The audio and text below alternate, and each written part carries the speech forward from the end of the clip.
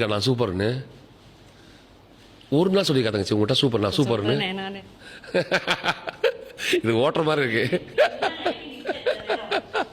இல்லண்ணே நான் 20 மணி நேரம் நிப்பேன் இதை போட்டுக்கிட்டு. அப்ப இதானே கடவுள் பாத்துக்கோ. அதான் சொன்னேன், இந்த பூமி தாங்குது எல்லாமே ரொம்ப சிம்பிள். உடம்பு எவ்வளவு அழகான விஷயம் தெரியுமா தங்கச்சிமா? இதுல எலும்பே கிடையாதுடா, நம்ம நிக்கிறோமே.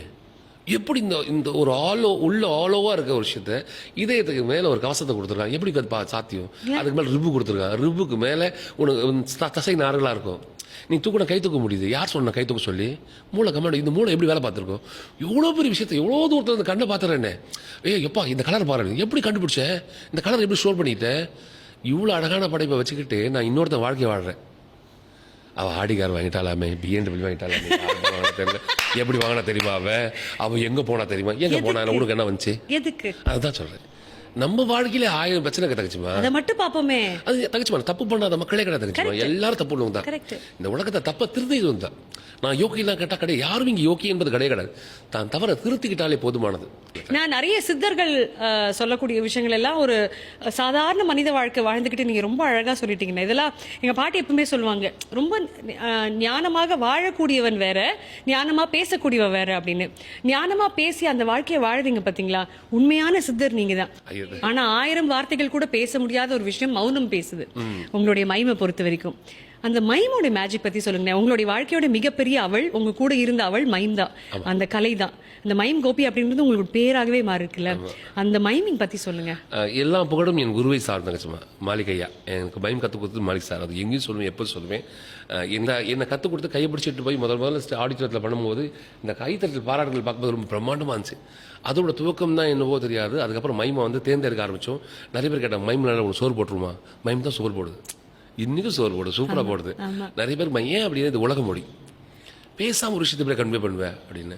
இவங்க மோல்டு எவ்வளோ அழகாக வேலை பார்க்குது வர. இமேஜினேஷன்ஸ், வாழ்க்கை இமேஜினேஷன் என்பது மைம் தான் கற்றுக் கொடுத்து எனக்கு. எப்பயும் ஒரு வாட்டி ஜாங்கிரி சாப்பிட்டேன். ஜாங்கிரி சாப்பிடுவியா அப்படின்னு யோசிப்போம். அது உடனே யோசிச்ச உடனே நம்ம வரும் தங்கச்சுமா. வந்தாதான் அந்த யோசனை நடக்கு.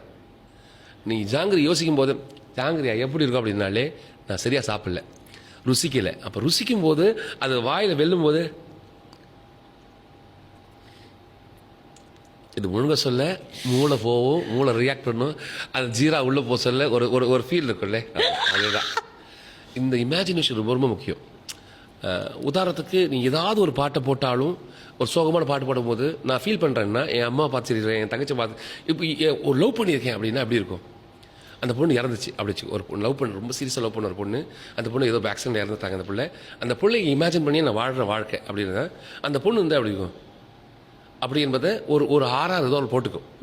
நீ ஒரு மியூசிக் ஏதாவது போட்டுட்டீங்கன்னா இப்போ நான் பர்ஃபார்ம் பண்ண அப்படி இருக்கும் என்பதை நான் பர்ஃபார்ம் பண்ணி காட்டுறேன்.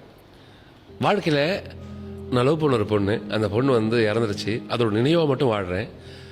அப்படி போடலாம் நீ போடலாம் அப்படின்ற போது நம்ம கூட எப்போதும் ஒரு ஆறாக இருந்து கொடுத்துங்கச்சுமா. நான் பேசும்போது ஆறாக இருக்கும். வாழ்க்கை ரொம்ப அழகு, அந்த வாழ்க்கையை நம்ம வாழ்த்து விட்டுட்டோம். நான் நேசிச்ச ஒரு பொண்ணு அப்படி போகும்போது ஒரு லாரிக்கார அடிச்சிட்டா.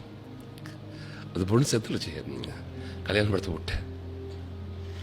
அவன் என் கூட இருக்கா, இங்கே தான் இருக்கா அப்படின்னு ஒரு ஃபீல் இருக்குல்ல, அது எப்போதுமே இருக்கும்.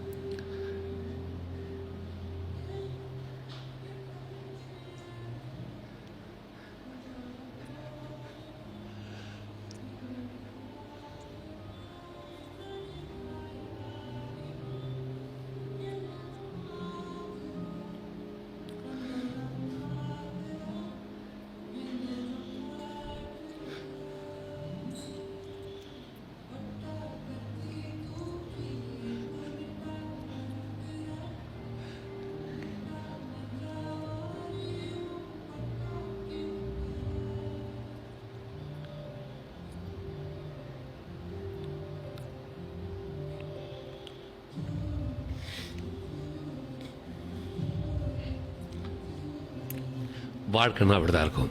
யாராவது இருப்பாங்க, எல்லாம் போயிடுவாங்க. ஆனால் அவங்களோட நினைவுகள் ரொம்ப அழகு இல்லையா? அது இருக்கும். அவன் என் கூட தான் இருப்பா, உட்காந்துருப்பா, பக்கத்துல உட்காந்துருங்க. இந்த பக்கம் எங்கள் அப்பா, இந்த பக்கம் நான் லவ் பண்ண பொண்ணு. வாழ்க்கை அவ்வளோதான்.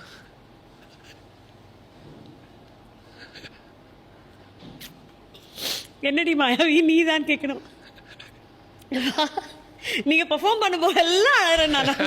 வார்த்தைகளே இல்லைண்ணே. ஆனா இது இன்னொரு விஷயம் தங்கச்சிமா, ஆஹா ஓஹோ ஏஹே ஓ, என் பாட்டு போட்டிருக்கேன். ஆஹா தனதல்ல தனதல்ல தனதல்ல, இது ஃபியூஷன் பண்ணியிருக்கேன்.